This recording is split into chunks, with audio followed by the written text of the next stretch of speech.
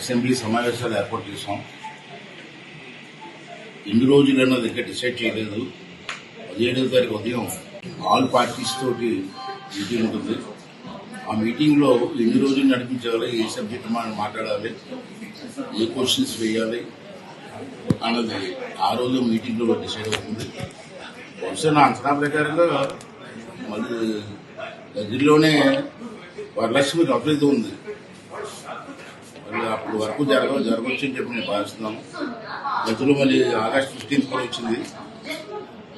ఇవన్నీ చూసుకొని minimum 7 days అన్నా చెయ్యాలని ఆ రిక్వెస్ట్ ఏం కాదు. బిఎస్సీ మీటింగ్ లో ఏం డిసైడ్ చేస్తా చేయవలసిందే.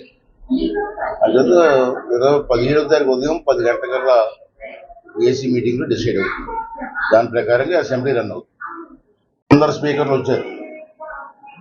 ఆ స్పీకర్ మీటింగ్ లో కూడా నేను లేవనెత్తాను.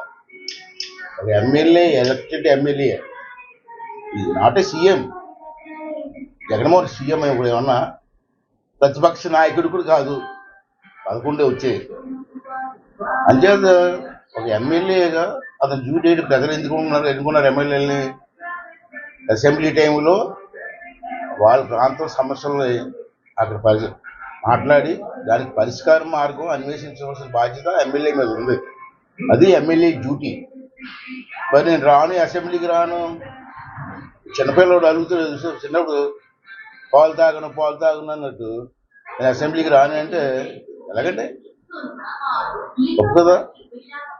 అందుకే నేను లక్నో కాన్ఫరెన్స్ లో మాట్లాడినప్పుడు ఎమ్మెల్యే అసెంబ్లీకి రానప్పుడు జీతం ఎందుకు తీసుకోవాలా?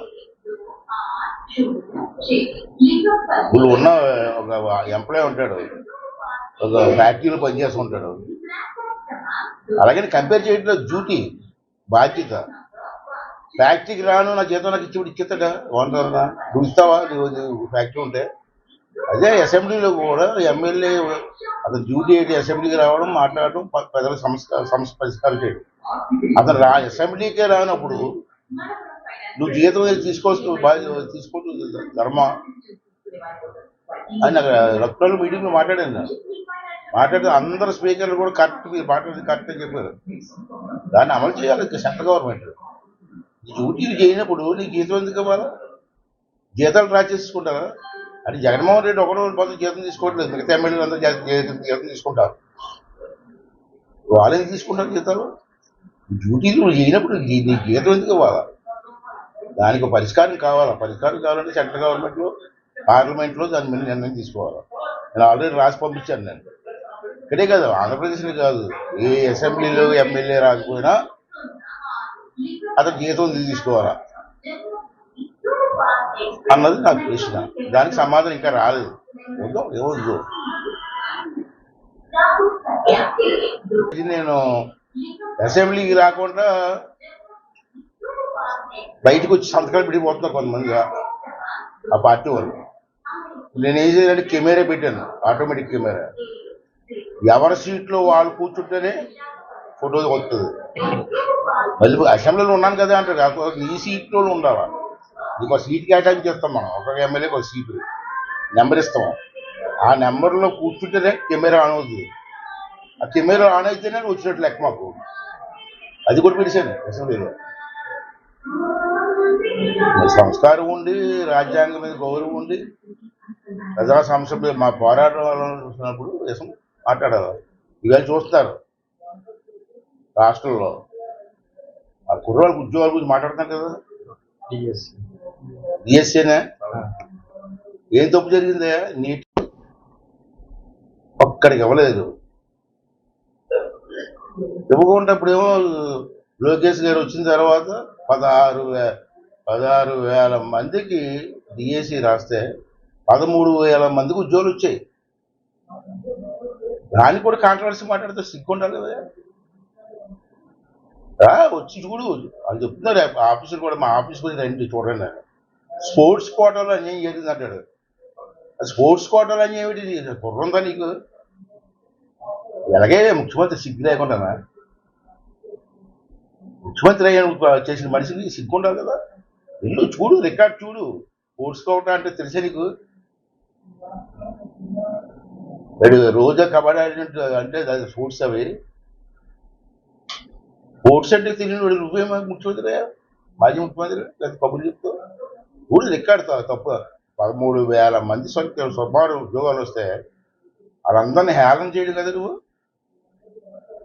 నువ్వు ఈ టైంలో ఒక ఉద్యోగం చెప్పి గవర్నమెంట్ ఉద్యోగం ఒకటి ఇచ్చేవాడు చేపల దుకాణాల్లో ఇది ఇచ్చేటప్పటికి గవర్నమెంట్ ఉద్యోగులు ఇచ్చాడు అసలు నీ మాట్లాడే అర్హత ఉందా తప్పు కదా ప్రతిదానికి బురద చల్లడమే పడిమాలో మనం ఇక్కడ జైలు అన్నాం రాష్ట్రం ప్రజలంతా ఎన్నుకున్నారు కూటమి ప్రభుత్వాన్ని 5 సంవత్సరాలు అయింది ఇంకా 3 సంవత్సరాలు ఉంది జరగనేమండి ఏం చెప్తారు అప్పటికీ నచ్చకపోతే పెద్దలు మార్చుకుంటారు ప్రభుత్వాన్ని కూడా వాడటానికి ప్రభుత్వంతో పనితీరు బాగోలేదు ఇంకా 3 సంవత్సరాలు చూడాలి కదా 3 సంవత్సరాలు చూసిన తర్వాత పనితీరు బాగోపోతే పెద్దలు మార్చుకుంటారు మార్చేస్తారు కూడా మార్చడానికి దాన్ని బొజ్జల్లకూడదు ప్రభుత్వాన్ని రాష్ట్రాన్ని నాశనం చేయకూడదు మొత్తం రాష్ట్రాన్ని నాశనం చేసి నువ్వు కదా పోలవరం ప్రాజెక్టు అడుగు ముందుకెళ్ళింది ఈ టైంలో రోడ్లు ఎక్కడైనా వేసావా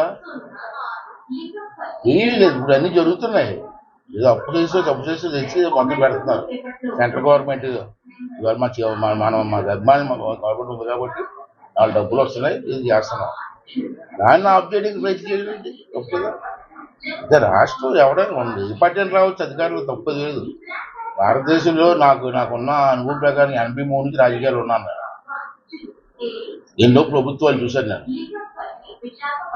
దేశంలో ఎన్నో పార్టీలు ఓడిపోయే గెలిచాయి అది సహజం ప్రజల ఇష్టం గెలిచిన పార్టీ పనిచేస్తున్నప్పుడు దానికి సహకరించాలా బుద్ధున్నోడు ఎవడన్నా సహకరించకుండా ప్రతిసారి అడ్డుపెట్టడం బురద చల్లడం